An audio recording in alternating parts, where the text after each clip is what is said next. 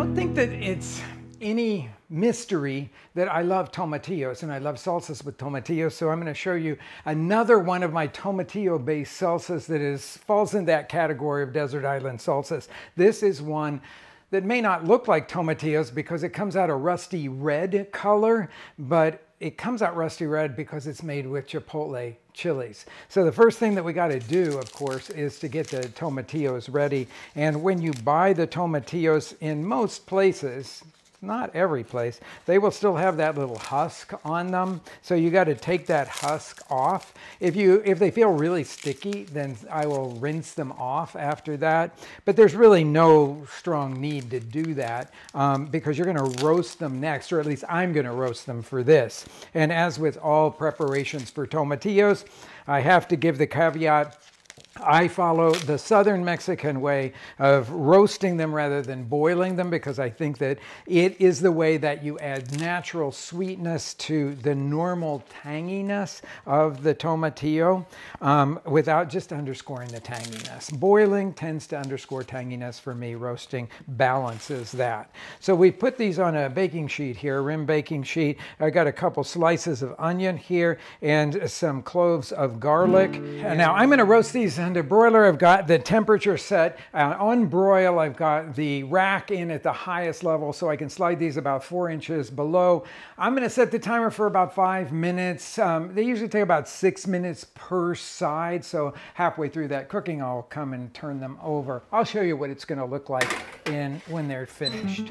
So these have cooled off now. You really need them to be cool before you start making the salsa. And I'm going to do that in the blender. There are people who make it in the molcajete, in the mortar.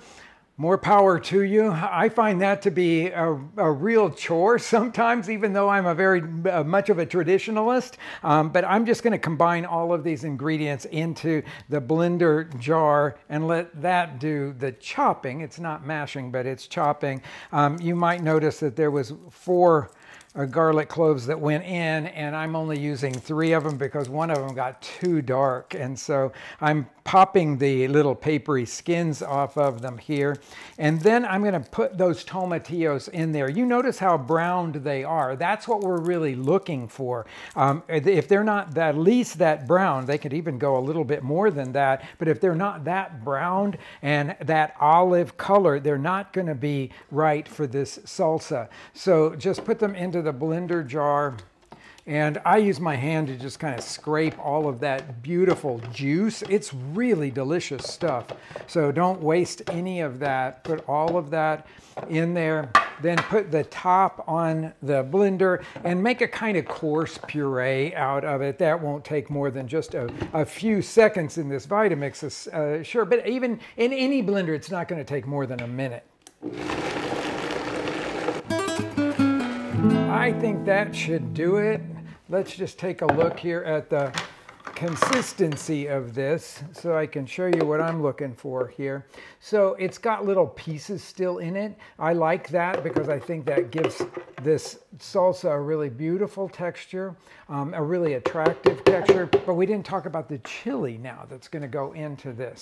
So this is made red or rusty red with a chipotle chili. So let me show you how chipotle chilies come.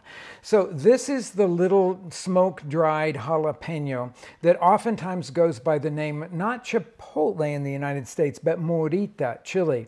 It's got a real smokiness when you bring it up to your nose. But these over on this side are the ones that you often find labeled chipotle in the Mexican grocery stores. We would call those in central Mexico chipotle meco. And that they always look that way with this brown, corky exterior. But most of you probably know chipotles like this. And this is the ones that are packed in what they call an adobo. It's a vinegary tomato sauce for the chipotles. And essentially what this is this morita chili that has been canned with this vinegary tomato sauce, making it really delicious and super easy. If you use these chilies, you got to toast them and soak them and then blend them with everything, and it will give you a very, very different experience than using the chipotles out of a can that have that tomatoey kind of sauce on it. So I'm going to use some of that sauce too to make this salsa kind of rusty red color. So let's pull one of them out of here, and you can sort of see, that one's a kind of small one there. So you can sort of see the size of them. That's a large one. You can see though it's a little similar in size there. So I'm going to put one of those guys in there, and then I'm going to put a bunch of this tomato sauce adobo in here. I think I want to make it just a tiny bit spicier with a small one of these chilies. So I'll pull just a small one out and put that in there. And then I'm going to just pulse those into this, and you'll notice the change of color from that olive green color to a really beautiful, beautiful rusty red. Okay, a salsa dish here. I'll pour this in here. Now, it's a little on the thick side for me, so I'm going to put a little bit of water in it. For some of you that want to use this as a chip dip, that probably would be unnecessary, but I'm going to stir this in and make it more the consistency you would typically find in Mexico, which is always a little bit thinner because it's going to be used as a condiment. Now we have to season it with salt. And I think it's going to take about that much. Remember, there's no salt in this recipe at all. And I'll give it a little taste. Wow. I was going to tell you that sometimes if you want to balance the acidity of the tomatillos, that you would put a pinch of sugar in there. No need in this particular version of it. The sweetness really came through from those roasted tomatillos instead of boiled tomatillos, and it is super delicious. What would you serve it on? This is my go-to for any kind of steak dish, whether it's steak tacos or a grilled steak. This stuff is so delicious because it underscores the smokiness that come from the smoke-dried jalapenos in this. On fish, grilled fish, oh, it's so absolutely delicious. I even love it on different kinds of tortas. And one of the videos that I'm going to show you is going to really feature this one beautifully. It's an eggplant torta.